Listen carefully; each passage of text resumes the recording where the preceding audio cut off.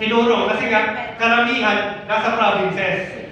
So hindi rin tayo pwede mag-event na November 3. So ibig sabihin, babiyahe tayo, dapat ang priority natin yung November 6 na season. So maghihiram ako kay Michael Habola ng speaker. Baliwan tayo dun sa parking area after. Doon ako magpaparaffle or hahanap ako ng venue doon sa area. Kung ano ba yung ating venue? Dito lang to. Dito rin sa Santry. Okay, so dito tayo, after ng event, Santry rin pala eh. So, doon tayo, wala na tayong training. Oo, November 6, para doon ang hakot. Doon ang biyahe ng mga tao. So, ang magiging training natin is the season. Attend na kayo, tapos only present ang mananalo ulit.